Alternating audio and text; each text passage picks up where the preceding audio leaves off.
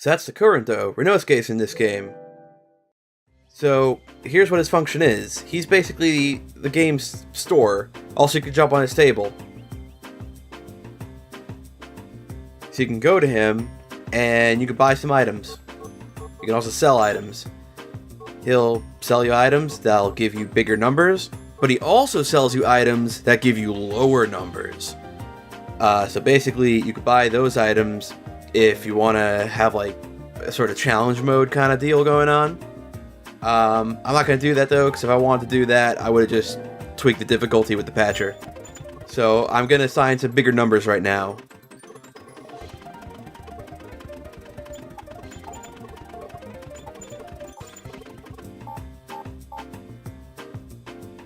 And the reason I want to assign bigger numbers is so I could sell all this useless junk to Renosuke.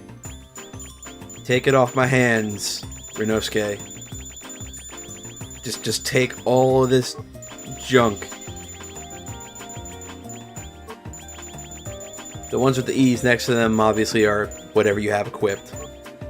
So don't sell those unless you want to, I guess.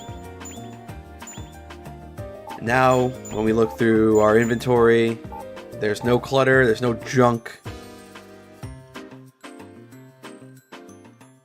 Alright, we're good. Now we can go to our actual destination, which is back to the waterfall. This time we actually get to go through the level.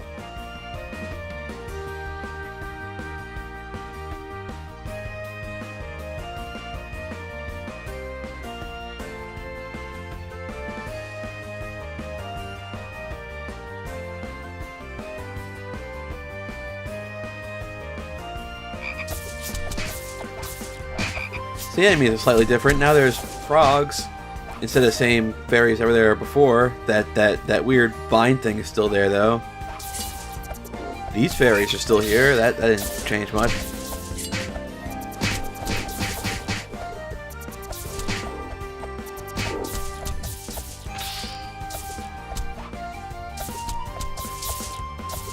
So I think I'm gonna change out my skills. I'm gonna change them back because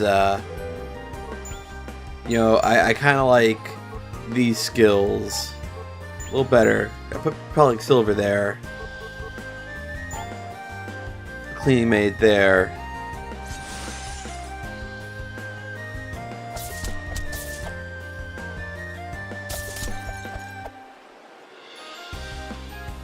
So now we're going to cross this bridge to the end of the level.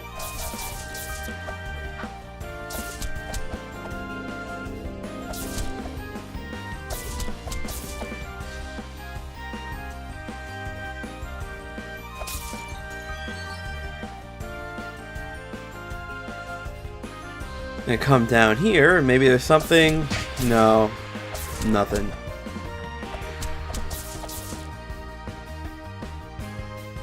In Kengeki Muso, there's not a whole lot worth going down that way for either, if I remember correctly.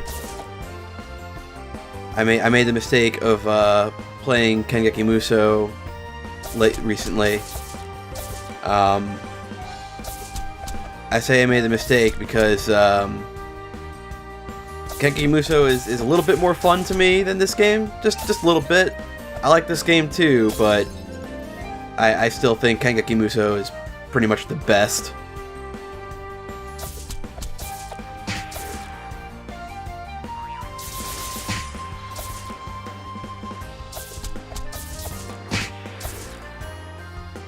So you gotta be careful here because when Saku and Remilia attack, they actually like move slightly as they attack. So if you're on like that little bridge bit, you're gonna fall off if you're not careful. Also, I think I'm gonna switch propelling silver back to time paradox because it's just too good.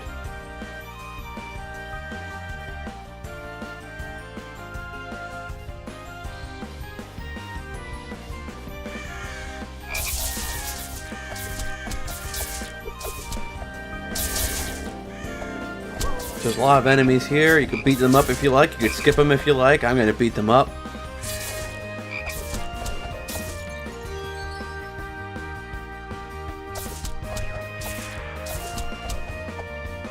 So this time around, there's these little caves we can go in. That's pretty neat. Those weren't here in the first game.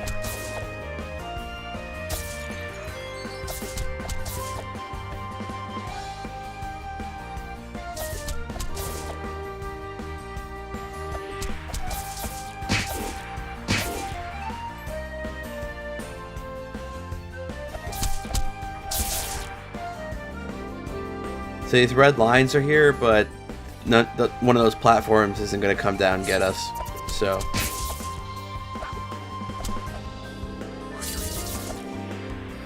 now in Kenkakimuso, if you fell from a high enough point, it would just count as you dying, even if there was a safe landing below you.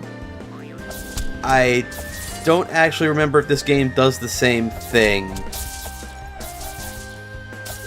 because I didn't fall here. I don't think it does, which might be a little bit worse than if it does, because if it does, then, I mean, you lose some of that money you have. That money is what you use to purchase things from Renosuke.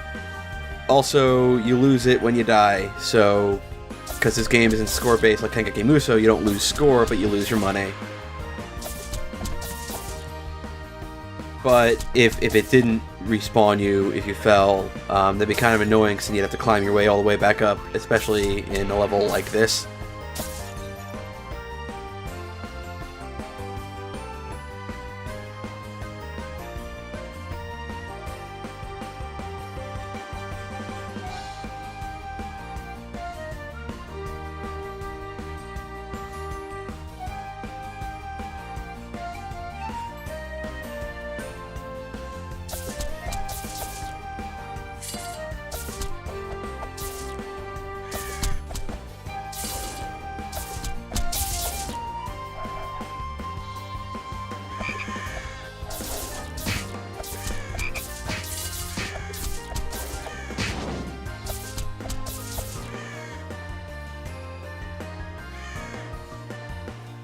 So something you may have noticed about the crows, sometimes when they hover in place, as they tend to do in this game, if they're not on ground, they kind of just fall. I don't know why, because in Kenkakimuso, they were actually capable of hovering in midair. In this game, they just kind of fall when there's nothing underneath them. It's kind of weird. I don't get it, but there you go. I guess they just kind of got dumb in this game. Like, they kind of forgot how to be birds.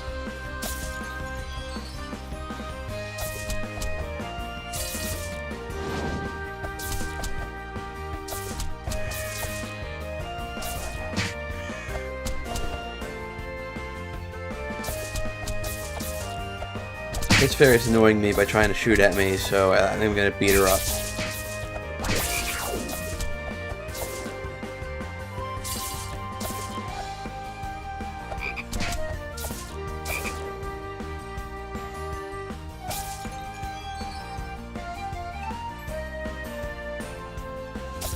Well, there's nothing this way. Also, if you fall in the water, you die. So, don't do that.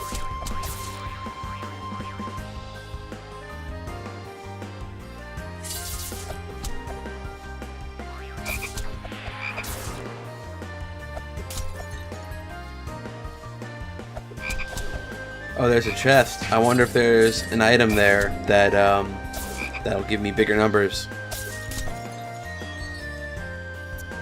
I don't think that was an item that'll give me bigger numbers. I guess we'll see.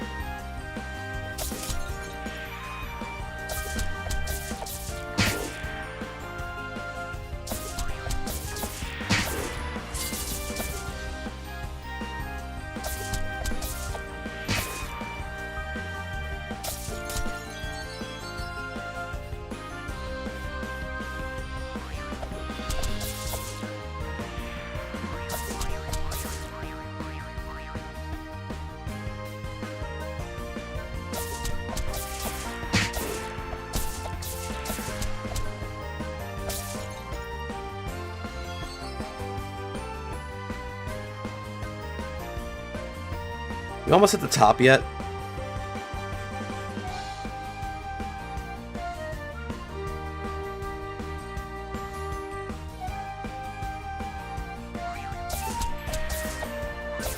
So this is a little jumpy pad thing. You jump on it and it works like a jumpy pad. That's about it. It'll help you go to higher places because it's a jumpy pad.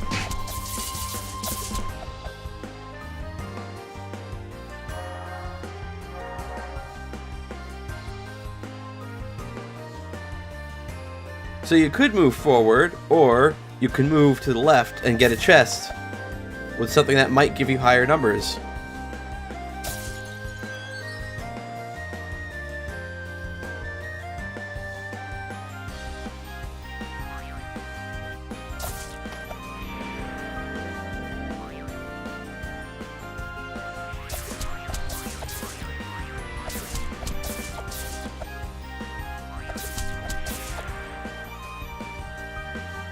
Well, that looks like some kind of finish line if I've ever seen one.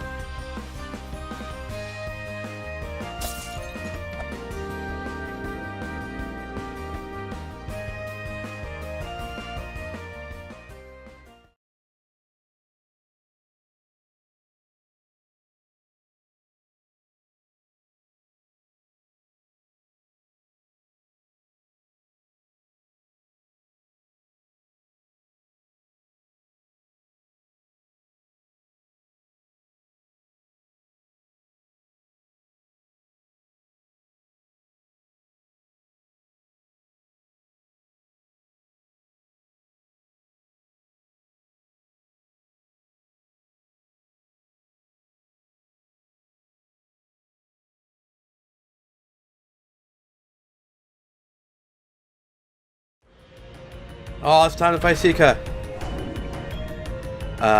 She does a bunch of stuff. She'll punch you, she'll throw rocks at you, she also swings her gourd at you.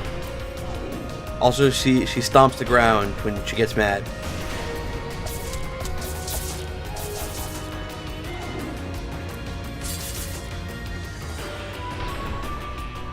She's not too hard, just don't get hit too much. So pretty much the same as every other boss from every other game ever.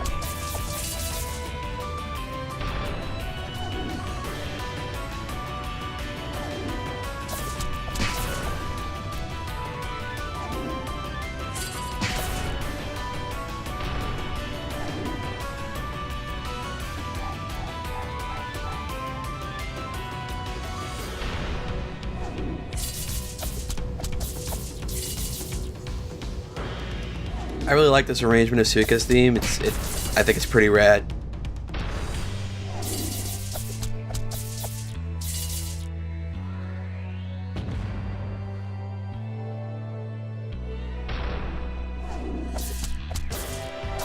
The only problem I have with this game and its difficulty, though, is it's a little too easy, and a lot of the soundtrack is actually pretty good, especially the boss themes. But because of how easy it gets, the boss fights don't really last long enough to really hear the full track.